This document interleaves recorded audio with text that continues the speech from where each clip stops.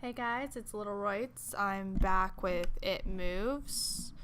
We're in a school type setting now.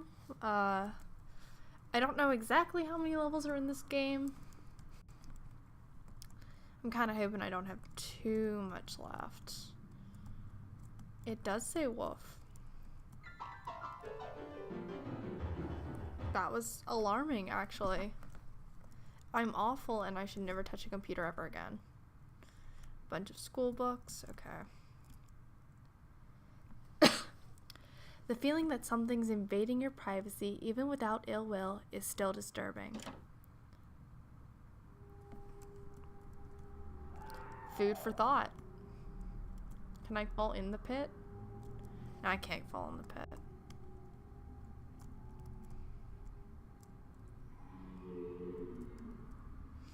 Sure. Aw, you are good, thank you. Oh, I can't read that blackboard like the other one, though. What's the next blackboard going? Even if you don't know why they are here, you hold the greatest amount of fear for them. Sure. Again, I'm just shrugging my shoulders a little bit.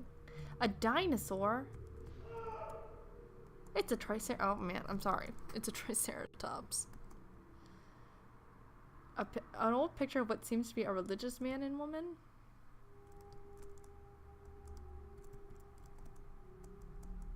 Comic books? A bathtub in the middle of the classroom? That doesn't seem right. The sounds of screams are awful. They are even worse when they are your own. Now I'm just saying things. Is this a pile of mattresses, dirty and worn out? But I can't climb them because that appears to be a door up there. Can't get there? There's a piece of paper here that reads knock knock. But the text was legible. It said knock knock.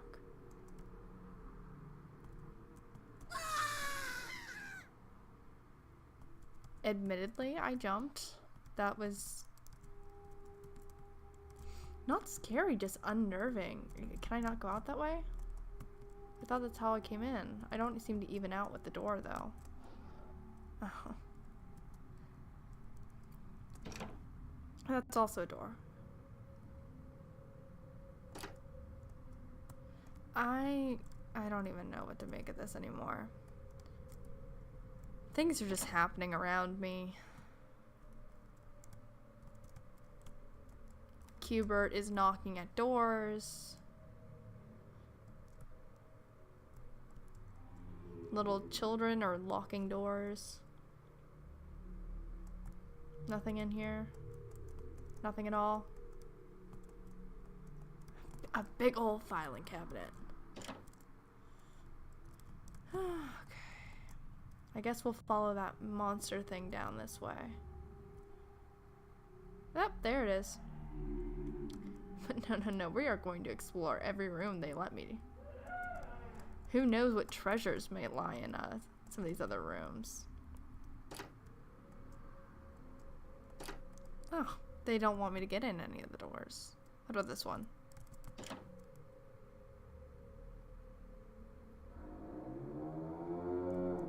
Can I?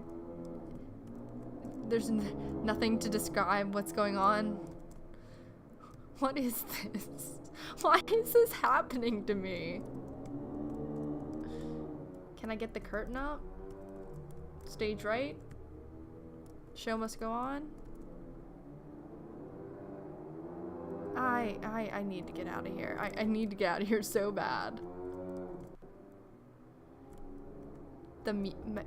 Oh no, please God.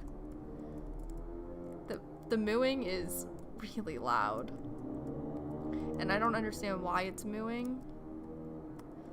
Why is it? Okay, now I have to go. Why? What? How do I get out of here?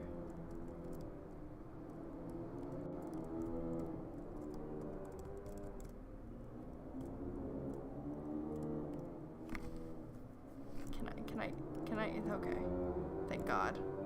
I thought I was gonna be stuck in that room forever for...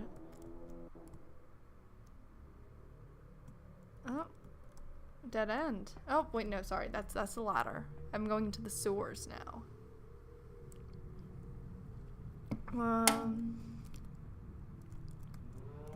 You know what? Oh, stop. I thought I was done with the mooing. I don't see anything. Like there we go. The movement in this game is kind of iffy.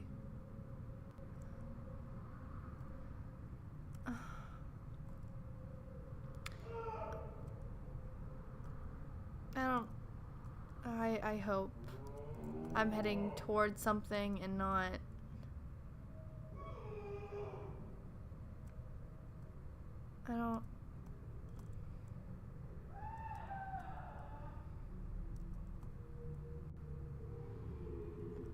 Am I in a loop? I might be in a loop. Yeah. Why would they loop me? Okay, one more time. Oh wait, no, okay, they didn't loop me. Here I am.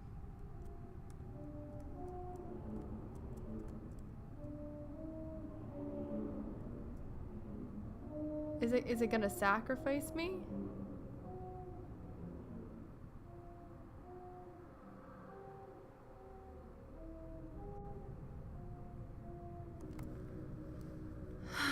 Jesus Christ.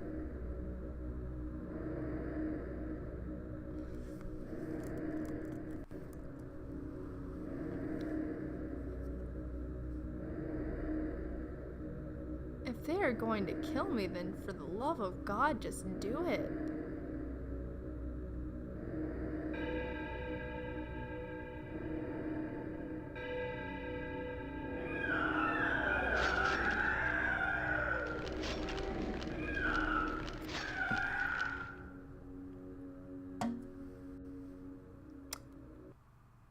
Is it over?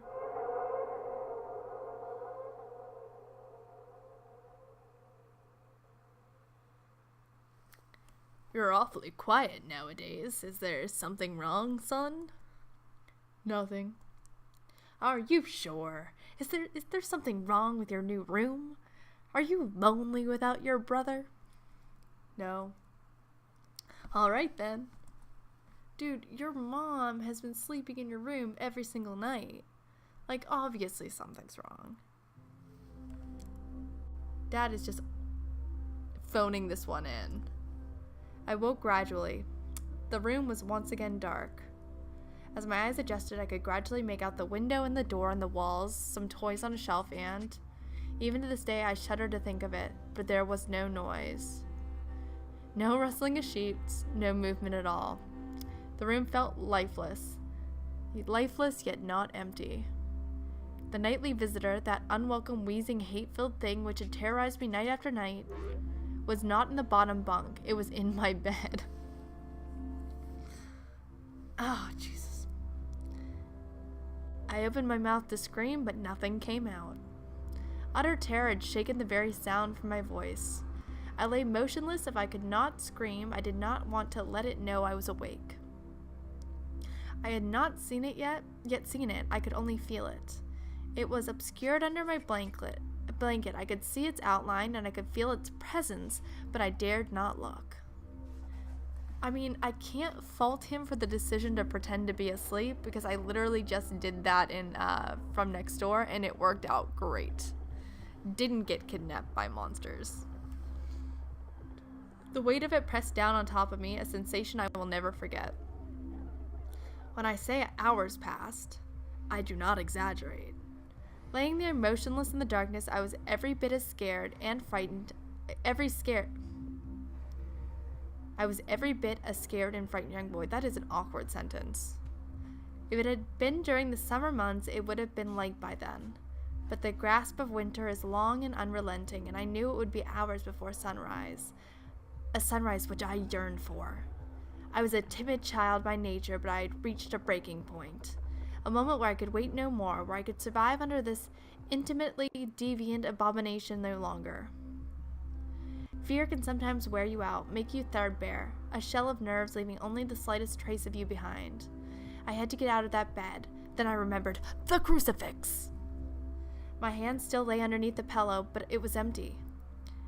I slowly moved my wrist to find it, minimizing as best I could the sound and vibrations caused, but it could not be found. I'd either knocked it off the top bunk, or it had. I could not even bear to think of it. Been taken from my hand. Without the crucifix, I lost any sense of hope. Even at such a young age, you can be acutely aware of what death is, and intensely frightened of it. I knew I was going to die in that bed if I lay there, dormant, passive, doing nothing. I had to leave that room behind, but how? Should I leap from the bed and hope that I'd make it to the door? What if it was faster than me? Or should I slowly slip out of that top bunk, hoping to not disturb my uncanny bedfellow?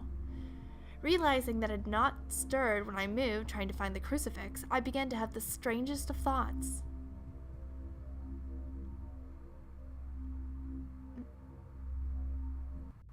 And it was? Oh no. Okay.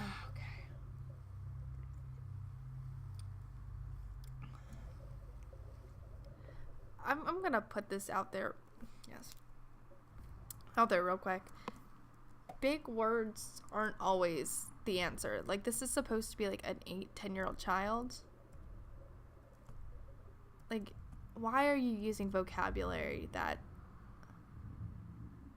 most adults would not use?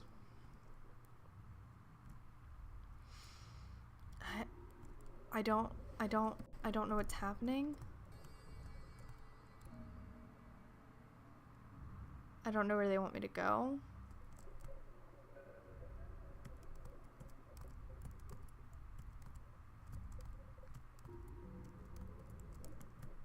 I feel like I'm in a screensaver of an old Windows computer right now. Just trying to find my way out. Just making my way downtown, walking fast, faces past, and I'm homebound. Okay, apparently I could head through there. This is insanity. This is insanity. Can I head this way? That way? I'm just gonna keep moving.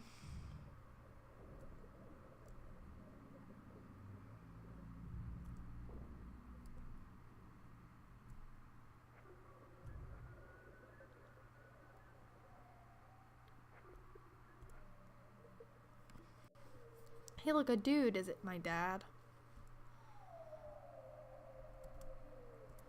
Drain water or move diving gear? Yes. Let's just do that.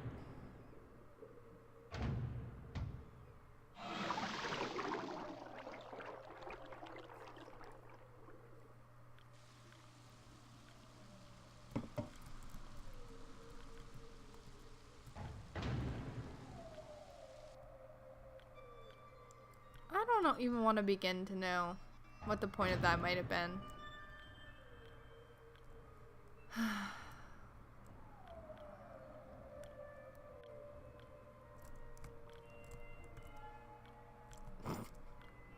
Yes, let's read that logbook. One of my biggest fears is deep water. Ironic when you consider the fact that I am now working on a mining station thousands of feet underwater in the Marina Trench. I have always wondered why I was afraid and reached a simple conclusion. The true fear presented here is actually going down beneath the surface into the depths. It's a combination of all of our most common fears. 1. Fear of the dark. When you're at the bottom of a body of water, you can't see anything. It's pitch black. Have you ever tried to swim as far down in a lake as you can? It gets really dark and cold really fast, about 10 feet down. But even that's nothing compared to the deepest point on the entire crust of the earth, located at the bottom of the Pacific Ocean. The Marina Trench, which is 38,000 plus feet, If you put Mount Everest at the bottom of the trench, the top of the mountain would still be a mile below the surface of the ocean. Everything below you is complete darkness, and this definitely plays on our collective fear of the dark. Oh my goodness, how many pages is this going to be? Okay, it's not that long. I guess I can take care of it. Fear of suffocating. Have you ever gotten to the point where you swam down too far in the swimming pool and you seriously considered the fact that you might not make it back to the top before you ran out of air? If you've ever been roughhousing as a kid with blankets and pillows and you accidentally got pinned down inside of a sleeping bag or something, and you get to that point where laughter temporarily turns to screaming, you know what a scary concept not being able to breathe is. Even if you have scuba gear with you down in that deep, dark abyss, there's a chance a valve could pop out or you could run out of oxygen. You can't see and you can't really take a deep breath. Could it get worse? Yes. Fear of the unknown. There are 1 million species of creatures in the ocean, and scientists estimate there are an additional 9 million species yet to be discovered. That means we only even know that 11% of the creatures in the ocean are, or what, 11% of the creatures?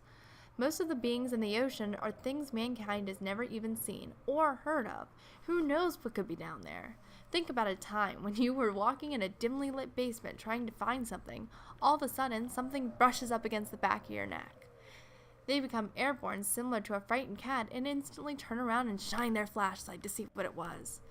It's never anything actually scary. But in deep water, it's always something scary. It's a dark, you can't barely breathe, and something just touched you and you have no idea where they went. But there is more to fear, I'm afraid. Fear of flying insects. Imagine that as you're walking along, all of the beetles and scorpions crawling along the ground, the huge black hairy spiders that are hidden from view, and the cracks and the slimy worms and snakes that are burrowed beneath the ground, simultaneously start flying anywhere they wanted. I'm not even going to touch the fact that they called snake an insect. I'm not going there right now. That is what the bottom of the sea without water would be like. For the strange creatures underwater, there is no up or down. Even the manliest men, even though they appear to be calm, quickly tense up and become filled with a secret fear that the bug might land on their eyeball or fly into their mouth. And that's why men try so hard to kill them. Unfortunately, in deep water, you can't see any of the undiscovered freakish flying creatures that brush past your body as you grasp at your suffocating throat. Fear of being caught. Imagine that you're running from a bear. You will be eaten if you are caught, and it doesn't help that bears can run faster sideways than the fastest human can run forward. When you're at the bottom of the sea, everything that is around you was built to move in water. It's something truly frightening, like a shark or a giant squid caught sight of you. Okay. You could turn the other way and flail about all you want, but the monster will still catch up with you in a split second. You can't get away from anything. Even if you had the wherewithal to see and breathe, you couldn't run from danger. It would simply find you and devour you. There are lots of places that I wouldn't want to be, such as trapped in a burning house or alone in the vacuum of space, but in the burning house, at least I can see. And in space, at least there aren't any creatures that could get me.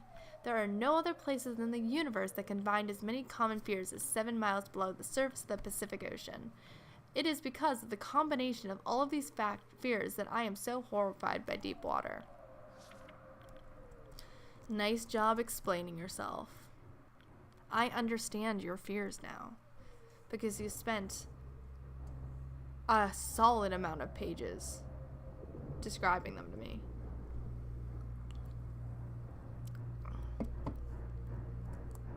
Boop. Just into the depth. Go for it, man.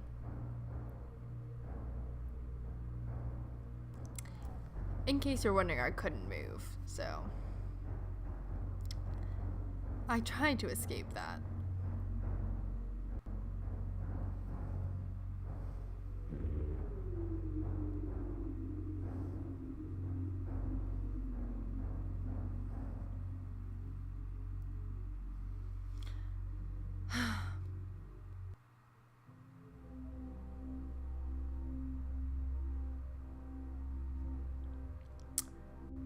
What if it was asleep?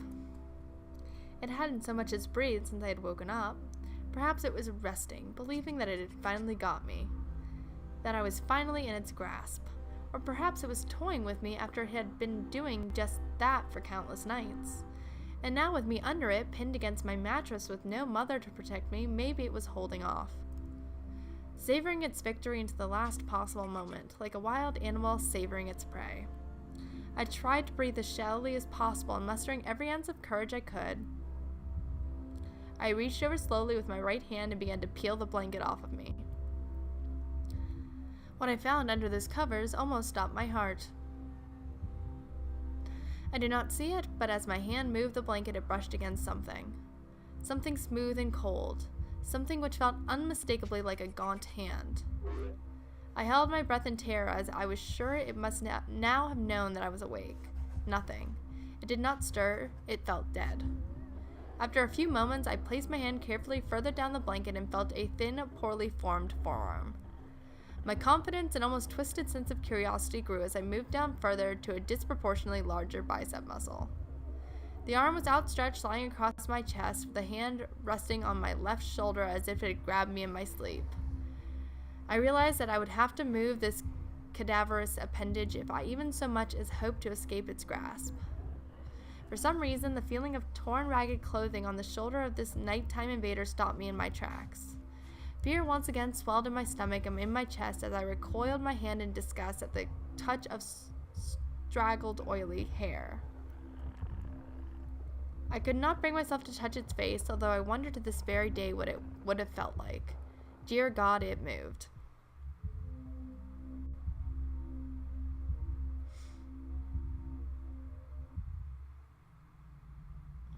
Oh, I thought it was over.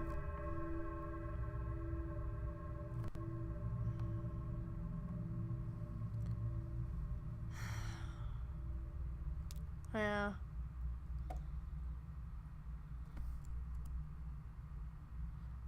Like, it's not that there aren't some good ideas here. Like, this is pretty cool.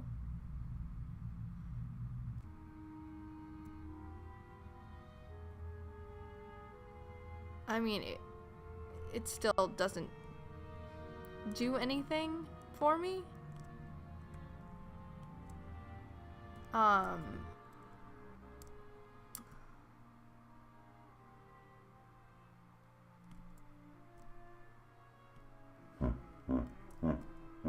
last enemy that shall be destroyed is death. Oh, well. The ones with the mouths won't talk to me? Fair enough. Oh, it's gross, though. It is gross.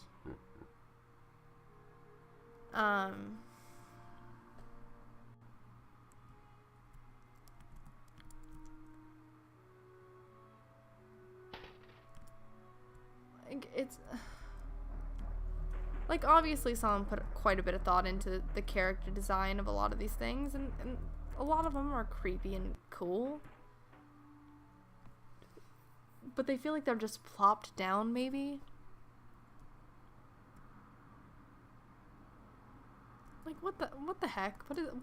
Why? Stand at the crossroads if you will, but if you'll not choose, I'll move on without you. Does this one have anything to say to me?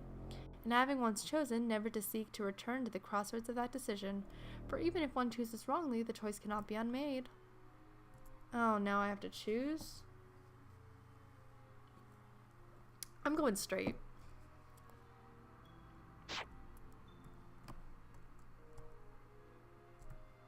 It's just not gonna let me through. Okay, then let's go this way. No? Fine. What do they want? I don't want to go back.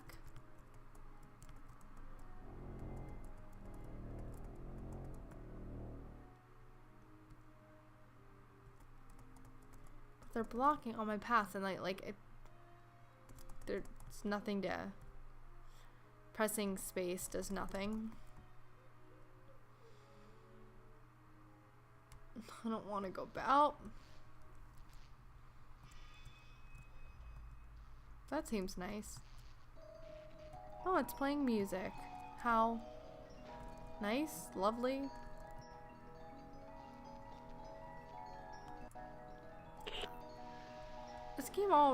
This game reminds me of something. I don't know exactly what it is. I mean, yes, it reminds me of Silent Hill.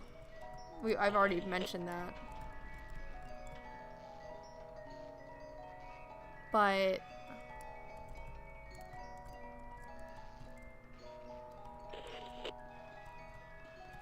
I don't know what they want me to do. Again.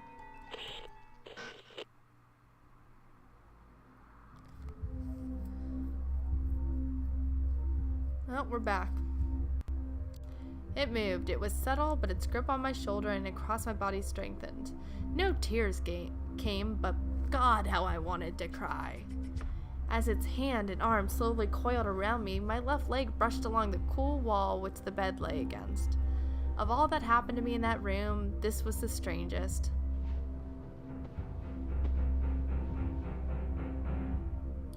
I realized that this clutching, rancid thing which drew great delight from violating a young boy's bed was not entirely on top of me. It was sticking out from the wall like a spider striking from its lair.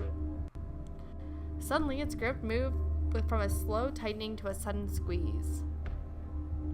It pulled and clawed at my clothes as if frightened that the opportunity would soon pass. I fought against it, but its emaciated arm was too strong for me. Its head rose up, writhing and contorting under the blanket. I now realized where it was taking me, into the wall. I fought for my dear life. I cried, and suddenly my voice returned to me, yelling, screaming, but no one came. Yeah, Dad is phoning this in. He's like, well, my wife's not here to deal with it. Then I realized why it was so eager to suddenly strike, why this thing had to have me now. Through my window, that window which seemed to represent so much malice from outside, streaked hope, the first rays of sunshine. I struggled further, knowing that if I could just hold on, it would soon be gone. As I fought for my life, the unearthly parasite shifted, slowly pulling itself up my chest.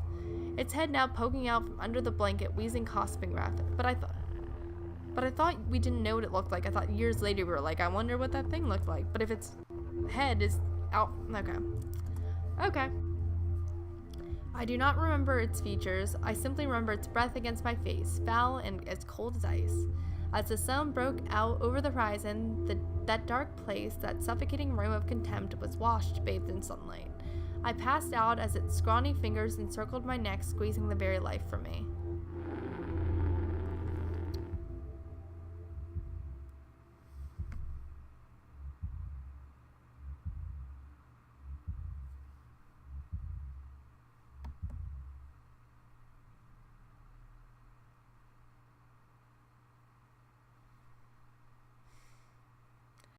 I awoke to my father offering to make me some breakfast, a wonderful sight indeed. I had survived the most horrible experience of my life until then, and now. I moved the bed away from the wall, leaving behind the furniture I'd believed would stop that thing from taking a bed. Little did I know that it would try to take mine and me. Weeks passed without incident, yet on one cold, frostbitten night I awoke to the sound of the furniture where the bunk beds used to be vibrating violently. I lay there sure I could hear a distant wheezing coming from deep within the wall, finally fading into the distance. The following year I was given a larger room on the other side of the house, and my parents took that room as their bedroom. They said they didn't need a large room, just one big enough for a bed and a few things. They lasted 10 days.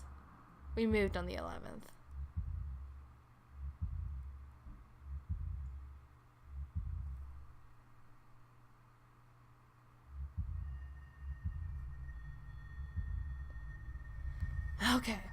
Okay.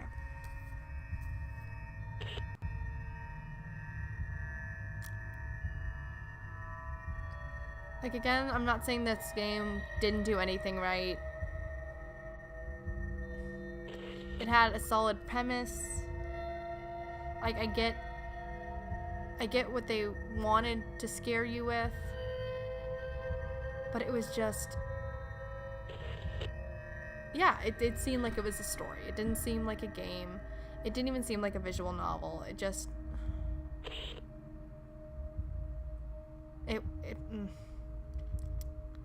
It was wordy. The way it was written didn't fit the rest of the game.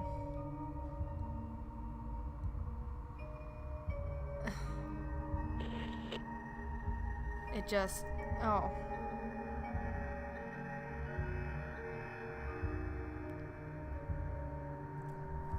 There we go. It just... It was fine, is what it was. It was fine.